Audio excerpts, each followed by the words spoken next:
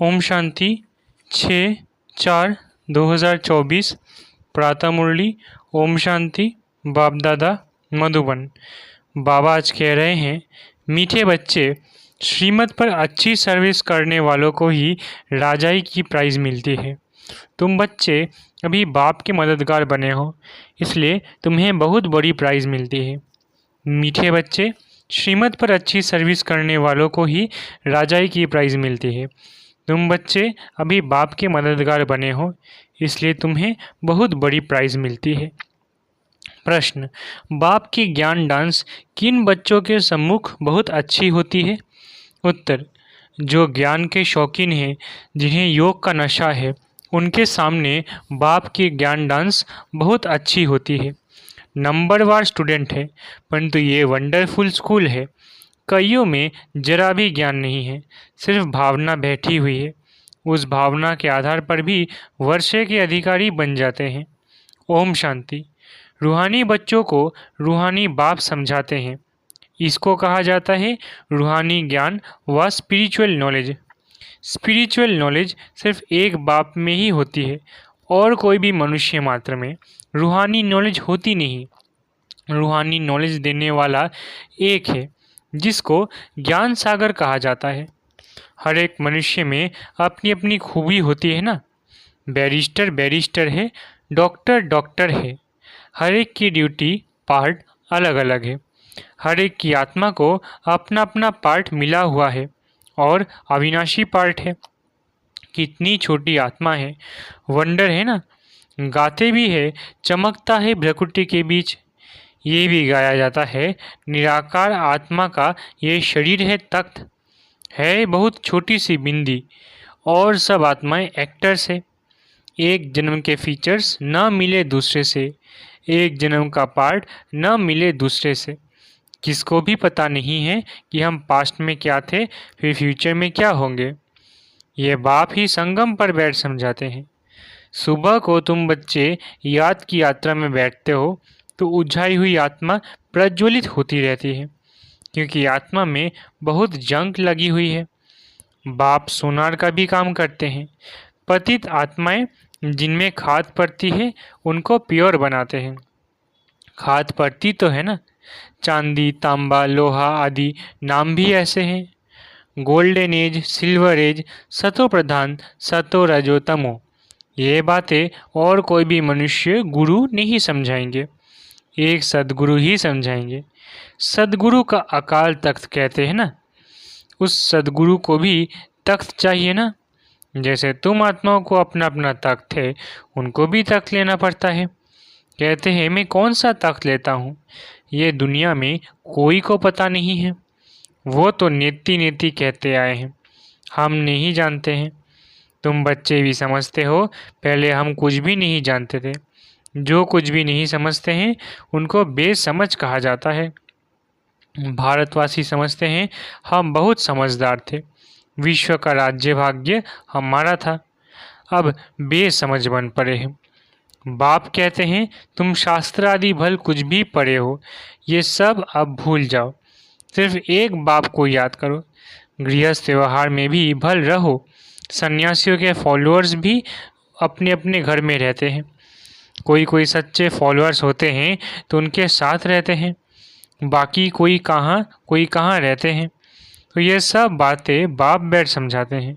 इसको कहा जाता है ज्ञान की डांस। योग तो है साइलेंस, ज्ञान की होती है डांस। योग में तो बिल्कुल शांत रहना होता है। डेड साइलेंस कहते हैं ना, 3 मिनट डेड साइलेंस, परंतु उसका भी अर्थ कोई जानते नहीं। सन्यासी शांति के लिए जंगल में जाते हैं, परंतु वहाँ थोड़ी ही शांति मिल सकती है। एक कहानी भी है, रानी का हार गले में। ये मिसाल है शांति के लिए।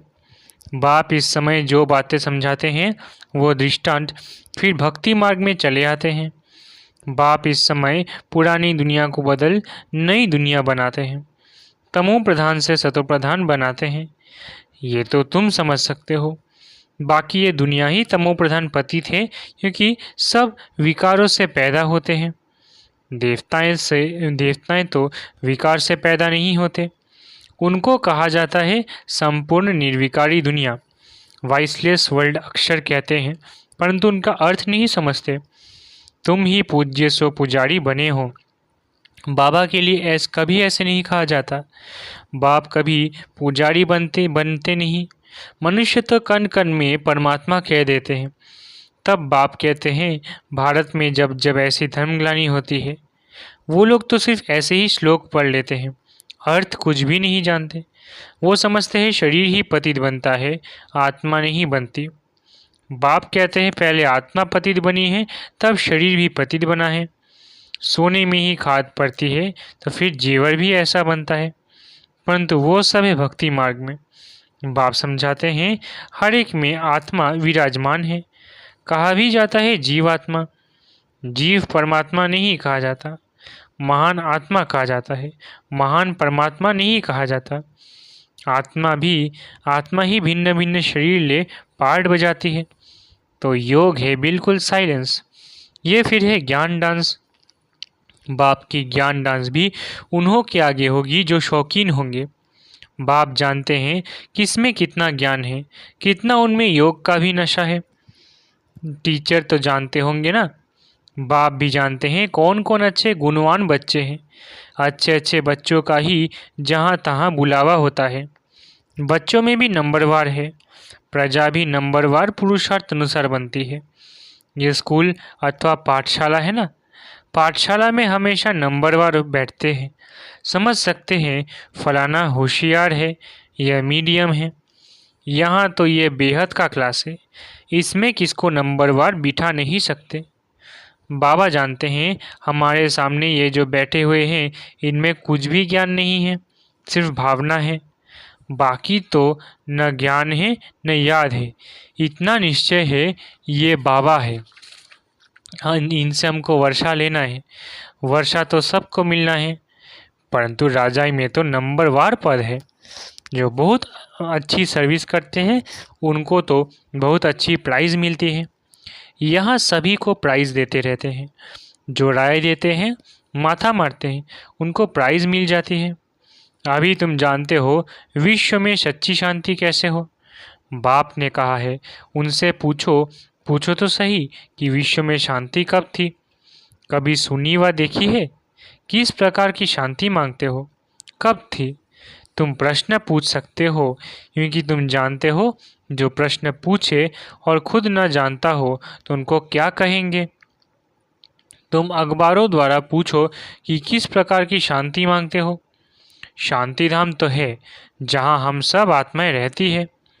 बाप कहते हैं एक तो शांति धाम को याद करो, दूसरा सुख धाम को याद करो। सृष्टि के चक्र का पूरा ज्ञान ना होने कारण कितने गपोरे आदि लगा दिए हैं। तुम बच्चे जानते हो हम डबल सिरताज बनते हैं। हम देवता थे, अब फिर मनुष्य बने हैं। देवताओं को देवता कहा जाता है, मनुष्य नहीं, क्योंकि दैवी गुणों वाले हैं ना। जिनमें अवगुण हैं वो कहते हैं मुझ निर्गुण हारे में कोई गुण नहीं। शास्त्रों में जो बातें सुनी हैं वो सिर्फ गाते रहते हैं अच्युतम केशवम, जैसे तोते को सिखलाया जाता है। कहते हैं बाबा आकर हम सब को पावन बनाओ। ब्रह्मलोक को वास्तव में दुनिया नहीं कहेंगे, वहाँ तुम आत्माएं रहती हो। वास्तव में पार्ट बजाने की दुनिया यही है, वो है शांति धाम। बाप समझाते हैं तुम बच्चों को अपना परिचय देता हूँ। मैं आता ही उसमें हूँ जो अपने जन्मों को नहीं जानते, ये भी अभी सुनते हैं। मैं इनमें प्रवेश करता हूँ। पुरानी पतित दुनिया, रावण की दुनिया, जो नंबर 1 पावन था वही फिर नंबर लास्ट पतित बना है। उनको अपना रथ बनाता हूँ। फर्स्ट सो लास्ट में आया हूँ, फिर फर्स्ट में जाना है। चित्र में भी समझाया है ब्रह्मा द्वारा मैं आदि सनातन देवी देवता धर्म की स्थापना करता हूँ। ऐसे तो नहीं कहते हैं देवी देवता धर्म में आता हूँ। जिस शरीर में आकर बैठते हैं वही फिर जाकर नारायण बनते हैं। विष्णु कोई और नहीं है, लक्ष्मी नारायण अथवा राधे कृष्ण की जोड़ी कहो। विष्णु कौन है ये भी कोई जानते नहीं। बाप कहते हैं मैं तुमको वेदों शास्त्रों सब चित्रों आदि का राज समझाता हूँ। मैं जिसमें प्रवेश करता हूँ वो फिर ये बनते हैं। प्रवृत्ति मार्ग है ना, ये ब्रह्मा सरस्वती फिर वो लक्ष्मी नारायण बनते हैं। इनमें अर्थात ब्रह्मा में मैं प्रवेश कर ब्राह्मणों को ज्ञान देता हूँ। तो ये ब्रह्मा भी सुनते हैं, ये फर्स्ट नंबर में सुनते हैं। ये है बड़ी नदी ब्रह्मपुत्र। मेरा भी सागर और ब्रह्मपुत्र नदी पर लगता है। बड़ा मेला लगता है जहाँ सागर और नदी का संगम होता है। मैं इसमें प्रवेश करता हूँ। ये वो बनते हैं। इनको वो ब्रह्मा सो विष्णु बनने में 1 सेकंड लगता है। साक्षात्कार हो जाता है और झट निश्चय हो जाता है, मैं ये बनने वाला हूँ, विश्व का मालिक बनने वाला हूँ। तो ये गदाई क्या करेंगे? सब छोड़ दिया। तुमको भी पहले मालूम हुआ बाबा आया हुआ है, ये दुनिया खत्म होने वाली है, तो झट भागे। बाबा ने नहीं भगाया, हाँ भट्टी बननी थी। कहते हैं कृष्ण ने भगाया। अच्छा, कृष्ण ने भगाया तो पटरानी बनाया ना। तो इस ज्ञान से विश्व के महाराजा महारानी बनते हो, ये तो अच्छा ही है, इसमें गाली खाने की दरकार नहीं। फिर कहते हैं कलंक जब लगते हैं तब कलंगीधर बनते हैं। कलंक लगते हैं शिव बाबा पर, कितनी ग्लानि करते हैं। कहते हैं हम आत्मा सो परमात्मा, परमात्मा सो हम आत्मा। अब बाप समझाते हैं ऐसे है नहीं, हम आत्मा अभी सो ब्राह्मण है। ब्राह्मण है सबसे ऊंच कुल, इनको डिनाइस्टी नहीं कहेंगे। डिनाइस्टी अर्थात जिसमें राजाई होती है। ये तुम्हारा कुल है बहुत सहज।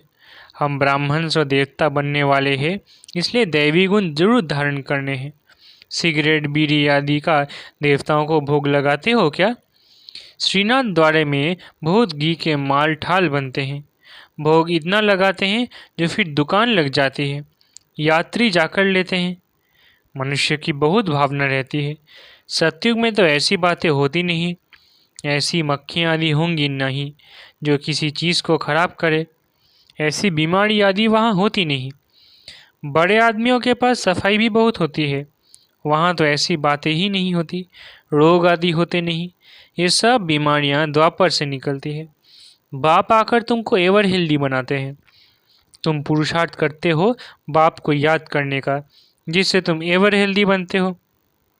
आयु भी बड़ी होती है। कल की बात है, 150 वर्ष आयु थी ना, अभी तो 40-45 वर्ष एवरेज है, क्योंकि वो योगी थे, ये भोगी है। तुम राज योगी राज ऋषि हो, इसलिए तुम पवित्र हो। परंतु ये है पुरुषोत्तम संगम युग, मास या वर्ष नहीं।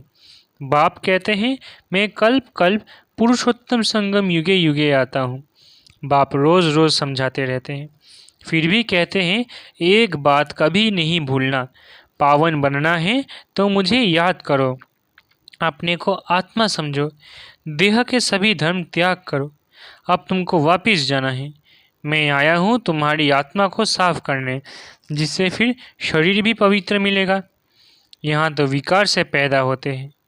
आत्मा जब संपूर्ण पवित्र बनती है तब तुम पुरानी जुत्ती को छोड़ते हो, फिर नई मिलेगी। तुम्हारा गायन है वंदे मातरम। तुम धरती को भी पवित्र बनाती हो। तुम माताएं स्वर्ग का द्वार खोलती हो, परंतु ये कोई नहीं जानता। अच्छा, मीठे मीठे सिकिलत है बच्चों प्रति माता पिता बाप दादा का याद प्यार और गुड मॉर्निंग। रूहानी बाप की रूहानी बच्चों को नमस्ते। हम रूहानी बच्चों की रूहानी माता पिता बाप दादा को याद प्यार, गुड मॉर्निंग और नमस्ते नमस्ते नमस्ते। शुक्रिया बाबा। धारणा के लिए मुख्य सार। पहला, आत्मरूपी ज्योति को प्रज्वलित करने के लिए सवेरे सवेरे याद की यात्रा में बैठना है। याद से ही जंग निकलेगी। आत्मा में जो खाद पड़ी है वो याद से निकाल सच्चा सोना बनना है। दूसरा, बाप से ऊंच पद की प्राइज लेने के लिए भावना के साथ साथ ज्ञानवान और गुणवान भी बनना है। सर्विस करके दिखाना है। वरदान, चलन और चेहरे से पवित्रता के श्रृंगार की झलक दिखाने वाले श्रृंगारी मूर्त भव। वरदान, चलन और चेहरे से पवित्रता के श्रृंगार की झलक दिखाने वाले श्रृंगारी मूर्त भव। पवित्रता ब्राह्मण जीवन का श्रृंगार है। हर समय पवित्रता के श्रृंगार की अनुभूति चेहरे व चलन से औरों को हो। दृष्टि में, मुख में, हाथों में, पाँवों में सदा पवित्रता का श्रृंगार प्रत्यक्ष हो। हर एक वर्णन करे कि इनके फीचर्स से पवित्रता दिखाई देती है। नयनों में पवित्रता की झलक है, मुख पर पवित्रता की मुस्कुराहट है और कोई बात उन्हें नजर न आए। इसको ही कहते हैं पवित्रता के श्रृंगार से श्रृंगारी हुई मूरत। स्लोगन: व्यर्थ संबंध संपर्क की भी अकाउंट को खाली कर देता है, इसलिए व्यर्थ को समाप्त करो। स्लोगन: व्यर्थ संबंध संपर्क भी अकाउंट को खाली कर देता है, इसलिए व्यर्थ को समाप्त करो। अच्छा, ओम शांति। शुक्रिया बाबा।